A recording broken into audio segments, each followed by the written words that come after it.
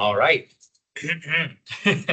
Welcome to the February 17th, 2026 Zoning Ordinance Committee meeting. We will hold a hybrid public meeting which enables remote electronic participation as legally authorized by the Code of Virginia per the Planning Commission's electronic meeting policy adopted on July 7th, 2022. Members of ZOCO can participate both here in person and virtually through electronic means. At this time, I'd like to orient everyone to our hybrid environment. Members of the public may attend the meeting in person or electronically by using the Microsoft Teams link that's provided either on the ZOCO website, the county's events calendar, or the email notification sent to ZOCO email subscribers. Additionally, there is a dial-in phone option for those who wish to use it. For our virtual attendees, please turn off your video feed and keep your microphone muted as you enter the meeting and during the meeting. Teams chat will only be used to provide instructions for virtual attendees on how to register for public comment and to field general questions about Microsoft Teams. The chat will not otherwise be monitored by staff or the Planning Commission during the meeting, nor will it be used to collect feedback.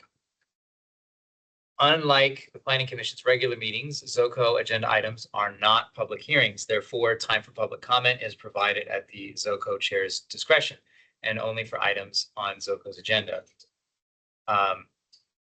Since time for public comment is permitted, in-person and virtual attendees will have the opportunity to comment. For in-person attendees, indicate on the meeting sign-in sheet that you would like to speak. For virtual attendees, indicate in Teams chat that you would like to speak.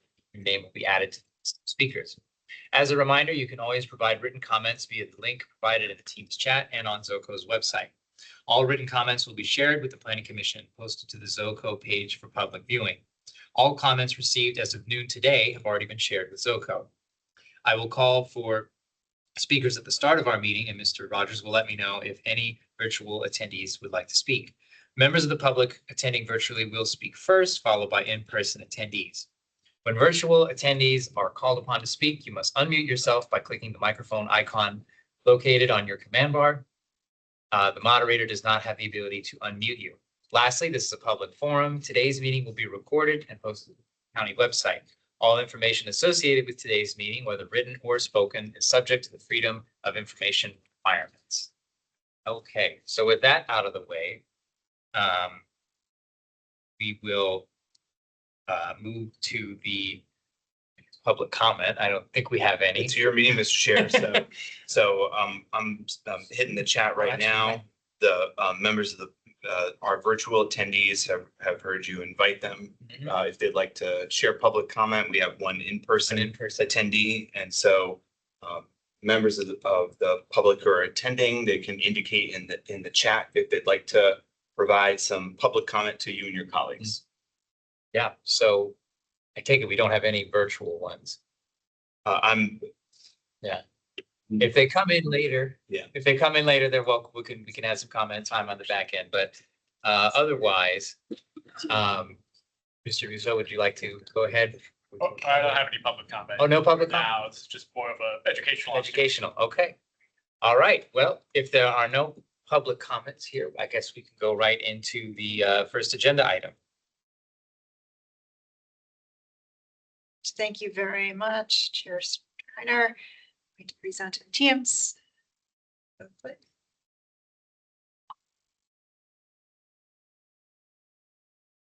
we go.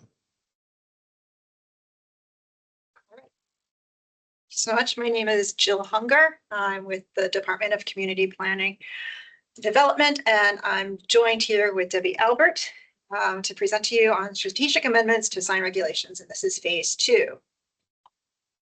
So again, second of a two-phase approach to review Arlington's sign regulations and make strategic amendments that align with the Commercial Market Resiliency Initiative, CMRI, as well as some other identified amendments. In December, we had a broadly stated request to advertise for public hearings no earlier than February 2026. Sorry, my chats. So the proposed changes before you this evening include greater flexibility of signs within our RA districts, expanded time frame for temporary banner placement, allowance for signs and or sign types that may include automatic changeable copy and off-premise advertising in specified locations, amended size and timing standards for certain automatic changeable copy signs. the removal of an allowance for temporary signs by private parties in the public right-of-way, technical edits for consistency, organization, and readability. And then not included in this, but was advertised, is amending the number and placement of sidewalk signs. And I'll go through each of these in a little bit more detail. So signs in the RA districts, and this can be found in pages 3 through 8 of the attached zoning text amendment, is providing greater flexibility for signs that are allowed in our RA districts. So the proposed amendments to the section 13.6 will provide additional allowance for wall and canopy signs that are compatible with an urban form that's been realized by some of our newer developments in the RA zoning districts in the county. Our regulations already allowed included freestanding signs are not proposed to change, and maintains the allowance for the types of signs that are compatible with the garden style and other existing developments in the areas. Additionally, what we are proposing are regulations to allow for commercial messages. And this change recognizes that building names are commercial messages. And functionally, this doesn't allow what's allowed in the RA districts, as signs in this district are permit, sorry, having some difficulties. Signs in this district remain limited to the signs for entities that are located on the property. So again, increased awning and canopy signs, blade signs, additional freestanding signs, provisions for these non-commercial temporary signs for townhouse developments, and allowances for additional wall signs. Temporary banner placement in our public districts and publicly owned properties. So we want to amend section 13.10.2 to allow the placement of temporary banners for the duration of an event, rather than limiting the time to a total of 16 days. And this will allow for greater visibility and awareness of longer events or exhibitions that may occur in our schools, parks, museums, or other public properties. So, getting into some meat of the meat, because Arlington's current sign regulations prohibit off-premise advertising, adopting such an amendment for off-premise advertising and associate changeable copy would represent a significant policy shift. This idea, which has been around for some time and promoted by several of Arlington's business improvement districts, was recently highlighted during the November 2025 FY27 budget planning presentation. Updating Arlington's sign regulations to permit off-premise advertising in specified locations could support exploration of new revenue opportunities. It could also enable real-time public information displays, such as public safety alerts, emergency location notifications, transportation resources, and wayfinding to local businesses, destinations, and community services, while contributing to broader placemaking efforts. The proposal also includes provisions for enhanced digital displays in Arlington's parks and public schools. With these changes, digital signs such as scoreboards could display team sponsors, enhance the game day experience, and align local facilities with those in nearby high schools.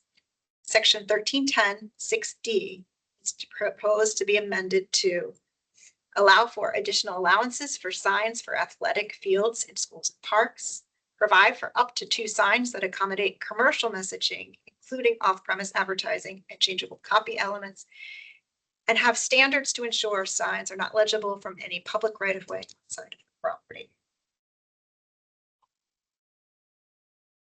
Additionally, the zoning ordinance currently provides for sign systems in our public right-of-way. And again, this can be found on pages 16 through 17, the attachment. And these signs, the sign system is authorized by the county board and placed or caused to be placed by the county manager within areas where sector, area, or revitalization plans have been adopted, or on Arlington School Board, Joint Arlington School Board, County Board properties. This provision has been used to date to allow our business improvement districts to place banners within areas supported by these. This proposed amendment would expand the sign types that could be authorized and would introduce changeable copy and illumination to these signs. In addition to accommodating interactive kiosks, which are freestanding signs, in areas frequented by pedestrians. It could also accommodate sponsorship opportunities like advertising at Arlington's Capital Bike Share docking station, located within these same areas. In suggesting this significant policy shift of making allowances for commercial messaging, including off-premise advertising, the proposed amendment retains the construct that requires the county board authorization to the county manager for the placement of sign systems within the public way. Further, in its authorization, the county board would have to make several findings: that the signs would not adversely affect traffic safety and would not result in clutter that would adversely affect the appearance or the character of the surrounding neighborhood. The signs are pedestrian oriented with legibility limited to 15 feet, that the signs do not obstruct pedestrian movement, that they do not obstruct views for motorists, that the placement of signs maintains a clear walkways, and that permission is provided from underlying property owners and easement holders. In its authorization of such sign systems, the county board would adopt an ordinance that establishes standards that may include the following: the specific size, locations, and physical characteristics of the signs, the placement, the maintenance, the removal, and replacement of the signs, the illumination and changeable copy standards that may deviate from standards in section 1313, just changeable copy, where these elements are regulated, sound, the length of time for which the signs may be displayed, the allowance and standards for automatic changeable copy. It's important to note that this is developing a framework for which these signs could be accommodated. It doesn't include the provisions for procurement, any contractual elements associated with it, or actual implementation. So again, just sort of setting up the framework. The next steps would be done later.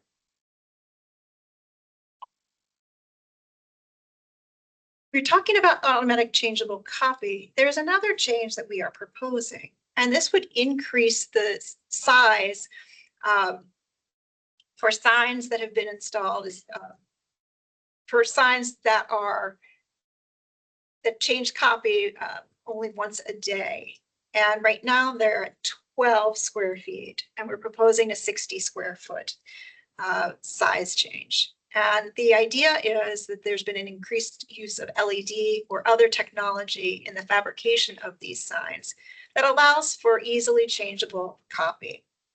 So these signs can be installed as wall signs, and the proposed changes would allow our businesses who had invested in such signs to take advantage of the ability to update this automatic changeable copy up to on a daily basis.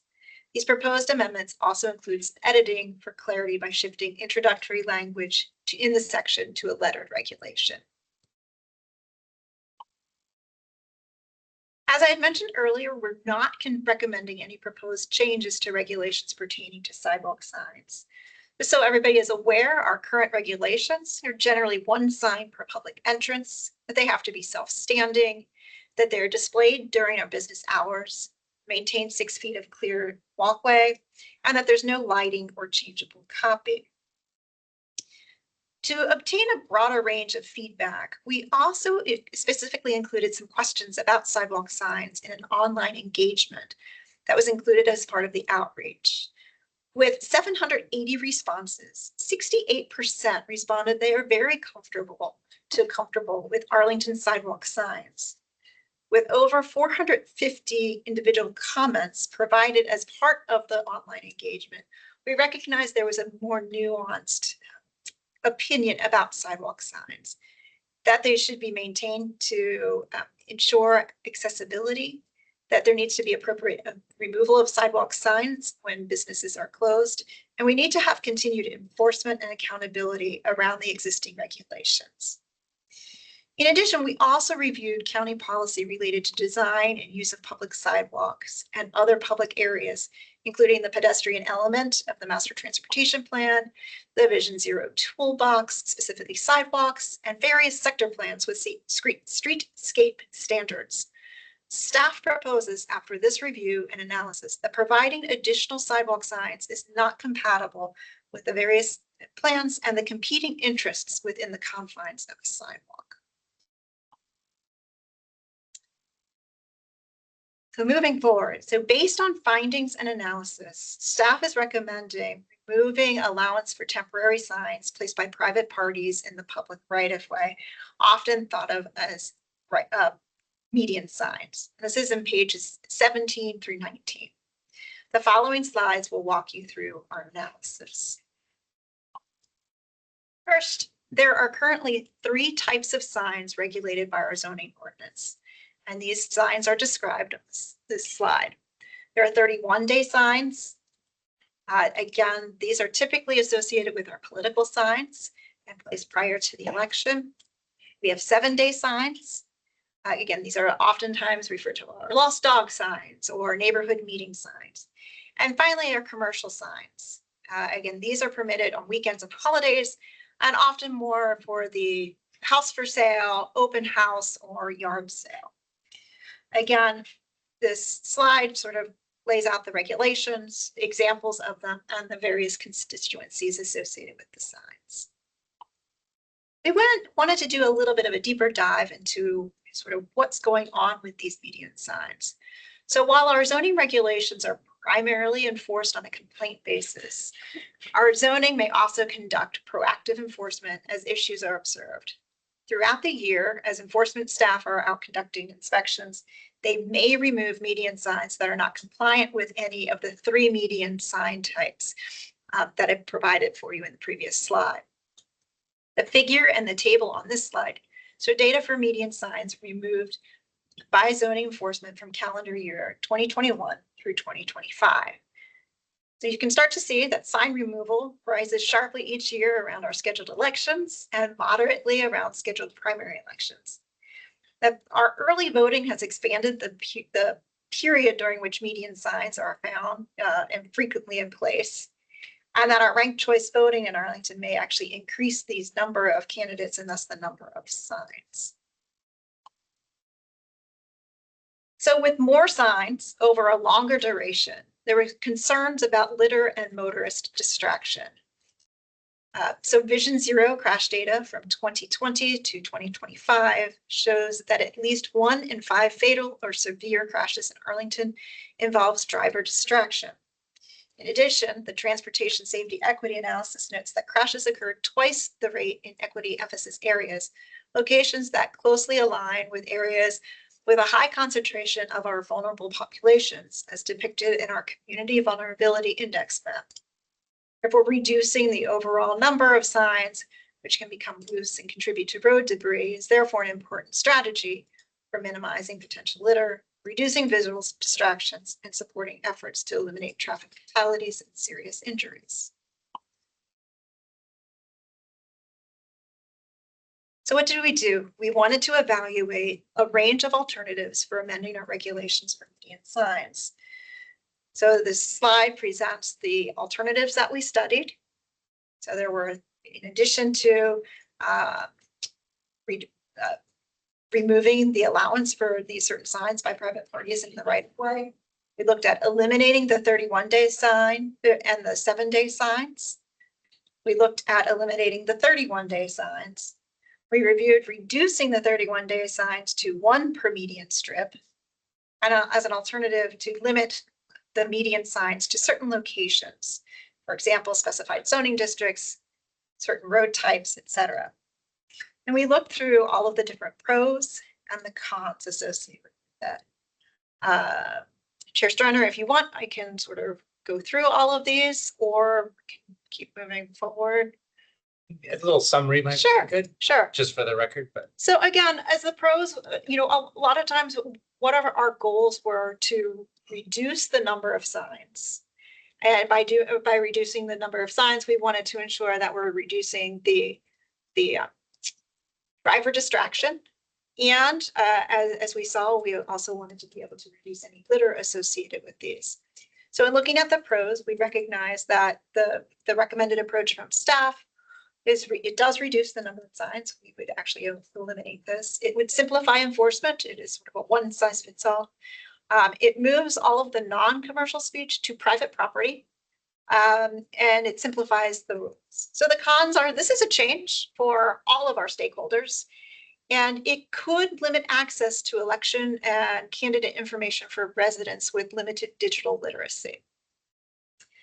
So the others, they do start reducing the number of signs in a more modest way by just allowing for the weekend signs. Some of them allow for the simplified enforcement, especially if they're just on the weekends. But all of them, they do start resulting in some compliance issues that may come about regarding elections. How are they placed? How are they managed? And bigger changes and compliance issues. So again, sort of looking at compliance, enforcement, ease of understanding, and the goals that we were trying to achieve. The staff recommendation of prohibiting or removing the allowance of these types of signs is where staff landed. In addition to us looking at these alternatives, we wanted to benchmark against other nearby jurisdictions. So the city of Alexandria, the city of Falls Church, and Fairfax County all prohibit these types of temporary signs placed by private parties in the right of way. As I mentioned previously, with the online engagement, we included a question specifically about temporary signs placed in meetings. With 750 responses, 58% of the respondents indicated they are not at all comfortable with median signs, and 22% of them were only somewhat comfortable. With those 450 comments, which I mentioned, there were several themes that provided more insight into the dislike of median signs, sort of a preference to ban signs in the medians, a general concern about safety, visibility, and driver distraction, the categorization that these signs are trash, light, and visual clutter, the need for appropriate time limits and removal of signs, and the need for increased enforcement and accountability of existing regulations. So again, based on these findings, our analysis, we're recommending the removal of the allowance of these temporary signs. Overall, we're trying to seek the balance for the need of reducing the roadway distractions and improving safety with the need to maintain equitable, non-digital access to election and candidate information.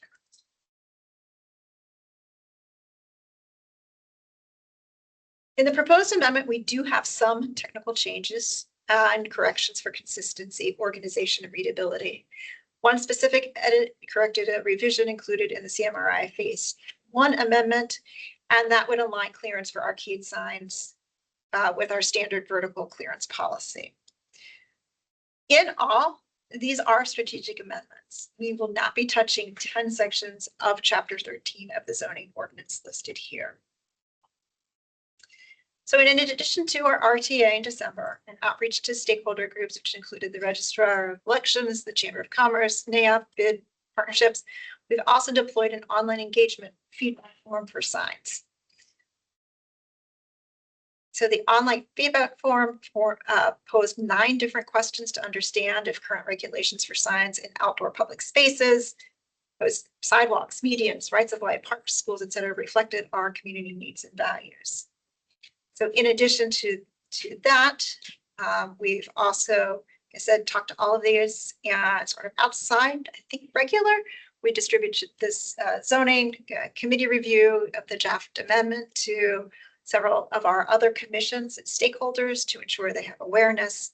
We will be continuing our online or continued engagement opportunities and currently scheduled to go March 2nd to the Planning Commission and March 14th to our county board. For those that are more visual, just sort of showcasing sort of where we are with SoCo, provided via memo, the information to our commissions, the Planning Commission, and the county. And that concludes my presentation. All right, thank you. So now that we've had the presentation. I have questions. Commissioner Lyles, go ahead. First up, on for your memo on page 6, this is something I just want clarification on the sidewalk sign. It says appropriate removal of sidewalk signs when the businesses are closed. I assume you're meaning not when it is closed permanently, that it's going away, but rather when it's outside of business hours? Correct. Okay, when I first read it, I thought, oh, when a business goes away, you have to take your signs down. But you use language rather, it's more like when it's outside is open business hours, something like that. It just gets rid of an ambiguity. So if I read it that way, somebody else might too. For the median signs, I'm happy with just getting rid of them. I was a little surprised when it says that you can only do 2 candidate per median. We have medians that are 6 feet long, medians that are like 10 blocks long. Does that mean 2 in that 10 block long median? Yes. Nobody does that. Interestingly enough, some people do. I'm Because- very cognizant of these because I wrote these regulations 12 years ago. In some medians, people follow that. In some, they don't. Yeah. Like some of those really long ones. And I think. But in most- some of them, they're I very went out- good about frankly, it. I went out, I was putting signs out. And I had no idea that there was this limitation on it. But I would have followed the limitation that I know. Hmm. I had no idea. How do you define the median? Is it like between streets or between breaks in the median? Yes. So like if you had a sidewalk going through it, it's 2 medians there, That's right. one on each side. Yes. Okay. Also, when we're not saying just median, we're saying right of way. Does that include the strip between the sidewalk and the street? Because usually those are public, within the public right of way, because the sidewalk is all county owned rather than the property owner. So how does that work? Are you talking about the utility strip, like the utility Right. strip? Right, usually where there's a tree or grass between the sidewalk and the curb. So does that count for this, or does the median really mean what's between the traffic lanes? It's actually both.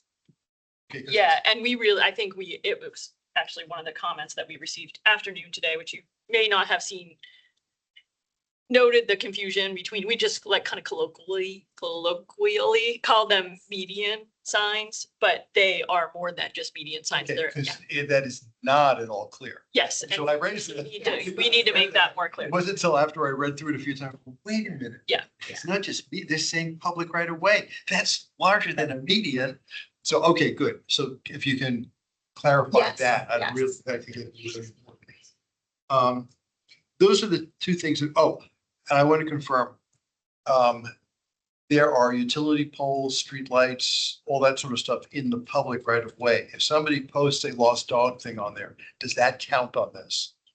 We don't regulate signs on on like Dominion's poles, for example, Right. because we don't own them. So the ordinance is intentionally silent on that. It does own street Um, lamps. Yeah, so those signs, that's not this kind of sign, but the ordinance doesn't allow signs on street lights like that. Just in general, you can't put anything on a county street. Yeah, so generally the ordinance, unless it's explicitly allowed by the ordinance, so right, the ordinance doesn't kind of list every sign that's prohibited. Okay. But unless it's explicitly allowed in the sign ordinance, then it's not allowed.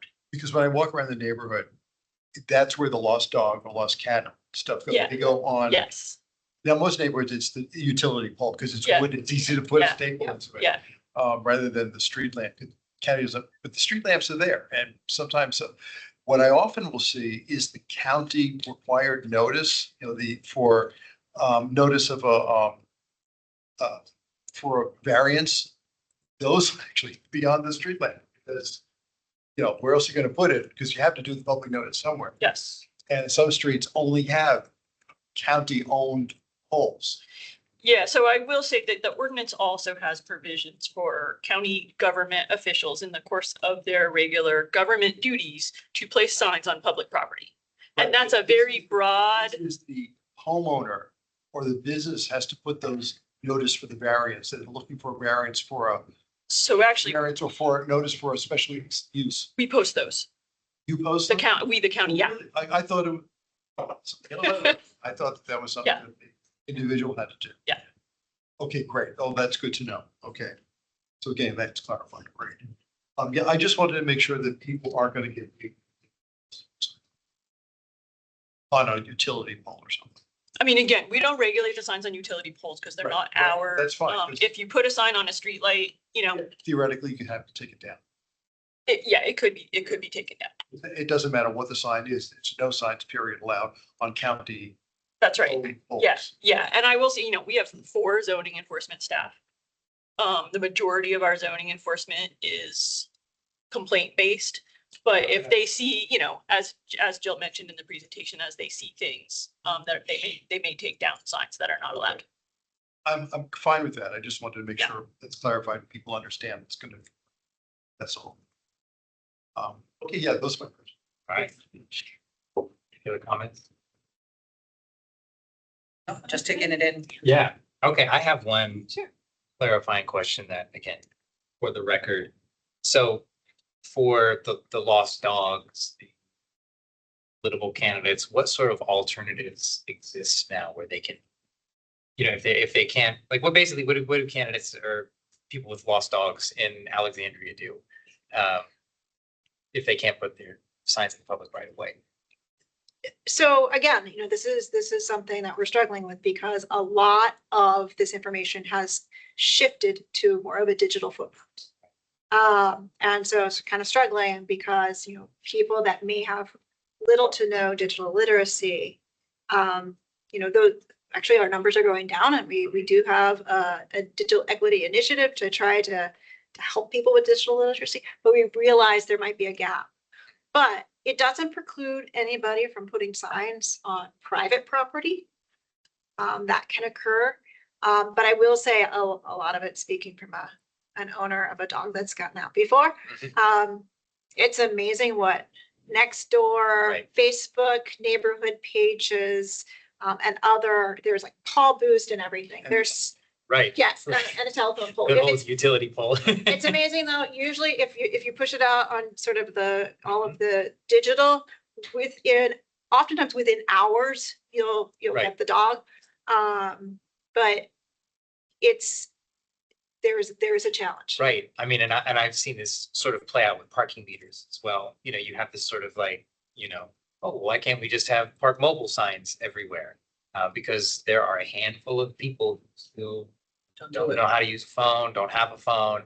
And so it's a sort of policy question of, in this case, what's more important, the handful of people who might not be able to get to Nextdoor, or the vast majority of the responders in this comment, responding to this issue, thinking that these are an eyesore, they're dangerous and distracting, so it really just comes down to what we're weighing here, and I think Right. we're on the right side of it.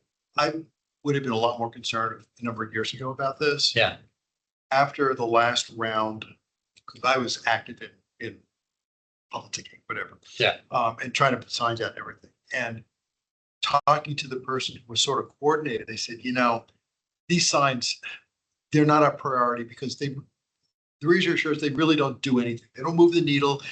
They don't really do anything. This isn't our priority for outreach and everything. It's just that people like them and it makes you feel good to do them, but it doesn't do really anything to advance goals. And it ends up being almost one candidate does and everybody else feels they have to respond on it. So if you get it written for everybody, it's still a level playing field and will make a difference. According to the person I had spoken to, who's way more experienced than something I was. So that gave me a certain amount of comfort that, oh, yeah, yeah, we're at a stage where we can let this stuff go away and it's not going to be a problem. right, and then it happens sometimes too, where it's like the geological layers of the earth, one person puts a sign out, then the Right. next one puts a Right, sign out right, in front of it, right, and then yeah. it just, you have all these layers of signs. So, I think this is a welcome change for the community. And along those lines, I think one, to what you were saying about sort of does it move the needle or not, some of the research I was doing, maybe at most a percentage point. Mhm. But the other thing regarding digital literacy is, I had mentioned sort of the digital equity work that's being done, but also looking at our vulnerable populations. And so when you start looking at folks that may have limited to no digital literacy, it is usually our elderly population, our persons of color, and are persons that are at a very low income threshold. And so those are many of our very vulnerable persons. And then what was interesting is you started looking at Vision Zero and where the higher rates of crashes are. And you overlay that with those areas of vulnerability, and it's almost the same. Mhm. So we're trying to, again, Balance. balance Yeah. sort of Exactly. driver distraction and limiting that You versus, can't vote if you're dead. again, the onus is on us to ensure that people are informed that elections are going on. That there are events that could be of interest to them. And again, people can put these But signs. I feel at this point, even people in vulnerable populations have, and if they're not electronically literate and they aren't on the apps and everything, they still have ways to get it. Some of these people still do get newspapers. People go to church. People have friends that they talk to. They watch TV. Old regular TV. So there are lots of ways that information this type is coming through. And usually those alternative ways give way more information. You simply having a sign in the median that has the name of the name and vote on November, whatever it is. There's not a lot of information anymore on those signs, especially when you're driving past them at 30 miles an hour. Right, exactly. So that's another reason I'm not as concerned about losing this avenue of publicity for political campaigns. I agree. Guess they can become a little bit dangerous. Sometimes they're not secure. Any other questions on that? I feel like just getting spammed with so much. Like, I mean, I register those because I never seen, I'm from Italy, we don't do that. There's no medium like that. So usually they're posted on buildings. And so that's where people dying and people running for things, they're all on the same building. So that's how you find out about, that's what the village, the town, is to. So then, these median things are so, because they're always floppy. And but it's true that sometimes it's like, oh, wait, there's an election. I wasn't aware that was happening. So where does then, because that's all you need to know sometimes to then just say, what is the election about? Because you're not going to read all the little signs, vote for this person because they're awesome. So then I do wonder, like at grocery stores or used to be the post office, like, I don't know. Anyways, if there's like a more public setting, maybe there isn't enough of a public setting, maybe that's the conversation. Right, the third spaces. Yeah, exactly. Yeah. Like, I don't know, restaurants and places where, I don't know. We go to gas stations. I have an electric car, but not everybody does. Charter station. At a charging station, when you find them. Or if they're working. So anyway, so for me, this all registers as spam. And now that, the median might be free, now my phone is being spammed with vote for this, vote for that. So at some point, maybe there's a way to streamline some of the information. So that's just obviously talking at the source, but is there a way to put something on the median that it's just already preset, like a bench or something where you can then attach something so that it's more of a, it's more of a, Everything yeah, is kiosks, they're right? Yeah. posters. So you're not spam with all these, anyway, so you're just removing them altogether. and Well, people remember, will- there are elections. That is the staff proposal, yes, Yeah. that is our staff recommendation. Okay. There are, I wonder if there's a way to regulate it. You're still gonna see it Yeah. on houses and, people are still gonna put it in their private property. Yeah, like that's you're saying. fine. So I don't think they're gonna completely go away. It's just gonna Right. be. Yeah. you're right. And I think the other point, what's not being changed, Debbie, please correct me, is that at our polling places, so I think it's the day of the election, you will probably see a lot of signs Yeah. there too. Mhm. Right. And I think that's pretty standard, like even in Fairfax and the city of Alexandria. the polling places will have signs. People still vote I in also Alexandria. imagine That if they don't have to put budget in for signage, that budget will go into advertisement on Facebook or on TV, and we're still gonna know about it, just in a different way. So, not too concerned. Different topic, Yes, banners and the timing on that. Yes. They're doing this from the beginning to the end of the event. It's one of the measures now, which I think is a great change. I like that.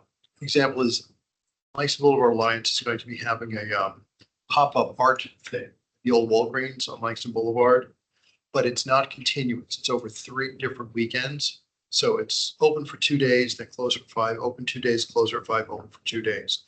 Does that event then count from the first opening day to the other, even though it's 2 weeks in between? So 5 day this, periods that are closed. this proposal is only in public districts or on public buildings in any district. So it's that 13, I think it's 13, and yeah, So this, though, for Dorothy Ham, if they have, kids are doing a black box theater production and it's only on the weekends, could then, like, let's say over 3 weekends, what would be the extent then? I am going to say it would be the 3 weeks. I think it should. be. Yeah, I mean, I'm gonna write this down. I'm gonna follow up on that a little bit more, but my gut reaction to that, I want to think through it a little bit more, but my gut reaction is, yeah, if you're having a black box show Can't want to take it down. it- but you know, build that up. and It's- you're not performing on Tuesdays, yeah. I mean, it should be Yeah, that. yeah. Good. yeah, I think that's the way we would interpret it. Okay. We'll, make sure It's a that good thing that's to clear. tighten up with the language. Yes. Yeah. Because again, I read it that way too. Yeah. As long as it's on, but it's not clear. Yeah, that Somebody, or if, say, it's only open when school's open, so it's not open on weekends. right, Take it down. right. I have a question on the sports fields. So I noticed that you all landed on 2 signs for the sports field. Is there any reason why 2? I'm just curious more than anything else. Thanks for one at either end zone typically. Oh, I see. Gotcha. That was the thought. I will say the Symmetry. provision that we are amending, right? It currently allows an additional sign for athletic fields, again, just on public properties. Right.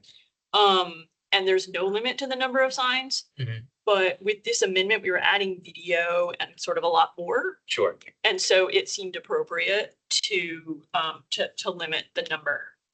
Although what I hadn't thought about is we could maintain the old provision of the non-video signs in an unlimited number and just add the 2 video signs. So that's a thought. Right. I hadn't thought about that. Yeah. Yeah. Okay, how can they? It's not public, but it is a public use, the Catholic high school. Don't they have a playing field? So they do. I But think, because it's privately owned, but it's really a public use. I mean, analogous to, It's, because it's a school. yeah, under a zoning that is not, it's public properties or No, I properties. get that, but is there a way we could allow private schools with athletic fields to have I a see what you're asking. similar allowance? Carve out for them. Right. They're always looking for ways to raise revenue too. It's just as valid for them as it is for the APS. oh, is it O'Connell? Hmm. Is it O'Connell? Yeah, Yeah, Bishop McCon. And because it's a valuable opportunity, like in the Cabby stations too. Good idea, because New York, right. they call them city City bikes, they make money off of that from Citibank every time, but and all of the jurisdictions pay for it in their pocket. In fact, I think most of those shared bike Right, have a sponsor, some kind of sponsor. other cities. Yeah, and especially too, just in like the budgeting process, having the public facilities and the parks facilities have this extra sort of revenue, and these are areas that often get cut early on in the budget process. It's good to kind of have this as a supplement to what they they have for their maintenance, their operating costs. And it's a good option. So for our cabbies and for the docking station, so sort of think of it as two different parts. Mhm. So cabbie has their docking stations, so fixed assets, and then they also have their bikes, which are the mobile assets. So our sign ordinance doesn't apply to mobile assets, so Right. they can brand as much as they want. The fixed assets, where we have placed it is in our sign systems. So in the beginning, and sort of talking through it, they are only permitted in certain areas. So they are areas with our sector plans, areas with vitalization plans or other plans like that. So it does preclude sort of a lot of the stations that would be in sort of our more residential areas. And the one other area it would preclude, except for sort of the north side of Arlington Mill, is the Shirlington area. So just so you're aware, it doesn't include the entirety of our bike share system, but it would include a lot of our bike share system. How does this interact with site plans that already exist in RA districts? Are there any Did you say in RA districts? in RA districts For the provisions that we're that you're proposing, doing? I think if they were to come in and Yeah, signs are not, the county board has very little authority when it comes to approving signs. So I thought that if you go through a site plan, you can sort of modify. there are a very small handful of things the board has the authority to modify. Okay. It's very limited. I knew there were some things that you could do if you do a site plan that you otherwise wouldn't be able to do. Yeah, and you can, this doesn't change any of that. Okay. And that applies to RA districts as it also applies Where to, it loosens things up. That apply to an existing site plan? Or would they have to go back for an amended site plan to allow them to do what's now allowed? as, no, as that's the, sorry. Often with zoning, the answer is it depends. If there's an old site plan condition from 1980 that says, any sign placed above a height of 35 feet, which was the height in 1980, requires county board approval. Then they would have a two-step process. They'd have to go to the county board for a site plan amendment to remove that condition. And then they would have to apply for the sign. They could do that all at once. They can't do that all at once because the board can't approve the signs. No, but the board could, in the same, amend the site plan and then approve the application under the new ordinance. Like the motion. Right. The sign permit application just goes to the zone. It's administrative. It Oh, gets it's approved by the administrative. zoning office. Yeah, so the board doesn't approve the sign permits. If they're approving something that is like, like someone's asking for 10 signs and they all say requiring modification of placement, which is one of the things that the board can modify for signs, then the board can approve those as a comprehensive sign plan, and then they would go to zoning for the sign permit. The only reason I'm raising this, I'm trying to debureaucratize something. That if there's a way we could, if it's allowed, it's allowed. That even if the site plan had restricted it from 1980. We tried to do that in 2012, and it's just not something we can do because you can't, a site plan amendment requires owner authorization. And when you adopt a zoning ordinance amendment, you don't have that authorization. So you can't kind of wipe out a site plan with a zoning ordinance amendment. Only the board can do that. But that was. You've already looked into Yeah. it. Yeah. Yeah, we wish that That's- there was an easier way to do it. We also, nowadays, we try to encourage, like, if you're coming in, you property manager owner, for a site plan amendment on something else, take a look at your conditions and get rid of your restrictive sign conditions. And it's up to them if they want to do Right. that. Sometimes it's not their focus. That's. Try to I encourage. want to suss out that. Yeah. Went through it, you considered these are reasons they can't work. Yeah. We'll be able to work around in that we would do the X, Y, and Z, working with the site. So Yeah, that's- yeah. I mean, those are some of the things that we've learned since 2012. No, I'm happy, Because- I'm happy with that approach.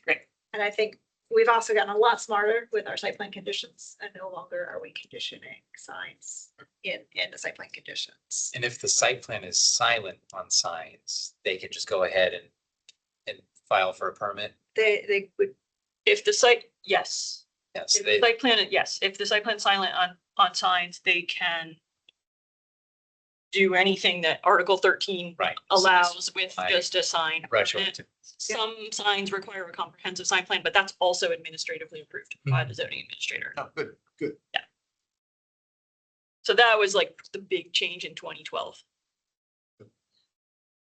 it removed a lot of staff reports going to our county A board. lot. Right. It was significant. Yeah, pre 2012, just for background. You basically needed county board approval for any sign that wasn't a wall sign. Like if you wanted a canopy sign, if you wanted a freestanding sign, if you wanted a blade sign. It's crazy. I mean. County board we were approval, Dealing yeah. with this penny ante Yes. Yeah. garbage. It was ridiculous. Yes. Yes. That we addressed in part one of this whole operation. Well, we addressed it, 2012. Oh, I guess sure. was part Very- one. part one, the preamble The to. prequel, yeah. But yes, okay, so that's all I had in terms of. What's the overlap with ADA? For public signs in public areas, just a little bit of a newbie on that. For public signs in public areas, I mean, Like. we have to, Visibility. Yeah, no, font sure. type, all of that, like. oh, the font type. Is there any, So we don't regulate content. color blindness? I don't know. Yeah, we don't, and we can't regulate content. So if you, on your business, want to put up a sign that nobody can read, that's your prerogative. Right. Public signs, that's an interesting question. That wouldn't be something that would be regulated by zoning. Right, okay. So would ADA override some? So It has certainly to like, be visible. if there's a building permit, it has to be, you know what I mean? So it has to go like, okay. But again, I don't know about the content and how that gets regulated from an ADA standpoint. I think typically, and I don't know if they talk to each other, but a lot of the regulatory signs that are placed by the public, they follow, it's the MUTCD, the Manual for uniform Uniform traffic. traffic control devices. devices. And with that, there's sort of standards for legibility, color, sort of, It's not your purview. it's not our purview. Yeah. So, and I don't know if those two talk to each other. I will say, one of the reasons, which it seems strange when we're talking signs, that for the provision for these pedestrian kiosks or signs, that we have a piece for sound, is because we recognize if these are touchscreen to meet ADA compliance, that a person that has limited to no vision, that they can listen to what the sign has to say. So for directions or anything like that. Yeah. But we also want to make certain that it's not blaring out to the new. Like those crosswalks that say like, Yes. wait. The hawk Yes, signals. like if I didn't, Right. Yes. I don't know. But if you can't see, then, that's. No, I know, but maybe there's another way, Yeah. I wouldn't want to have an apartment that's right on that corner. right? Yeah. At 3 in the morning. Yeah, There's no perfect way. right. Any other topics, things you wanted to cover No, here? this is very. We good? informative. Okay, that was all I had. Did anyone from online pop in for any public comment or? No one's indicated that they'd like to have another opportunity or have the opportunity to provide public comment. Jill, Debbie, did you guys get the feedback that you needed on sort of the key elements of the proposal? I think so. I think some of the clarifying points were really helpful to hear, and that we were also in receipt of some comments that we received online that we'll have to consider as we're moving forward. Mhm. Again, some for clarification purposes, others were to sort of, we take a closer look. So I think receiving those comments were helpful, as well as the conversation this evening. So I just found out today that we had this meeting, so I, I have to read up on it. Yes, Yeah. But yeah, no, I'll be supportive of the changes. These are of course, yeah. pretty straightforward and make sense. And the only controversial one potentially could be the getting rid of the median signs, but I don't think it could be that controversial. Happy to do it. I think it's all about the balance and figuring that out. So Yeah, I think it's an appropriate balance. Mr. Chair, there was the one comment that we shared through the clerk earlier today that came in before noon. Right. And then Ms. Hunger referenced another letter that will similarly work through the clerk to you all. Both comments will have posted on the ZOCO website for this item. Right. And I think right now we're currently scheduled to see you as members of the Planning Commission on the 2nd of March. I was just about to say that. Yeah, we'll see you all again in March. That's the actual hearing. Yes. That's where we'll vote on all of this. See here. And again, if there are any clarifying questions or anything, if you want to follow up with Nick, you have my contact information as well. Just any questions That's available. great. Thank you. Thank you all very much. Thank you. Thank you. For spending your Tuesday evening with us. That's so cool. Probably the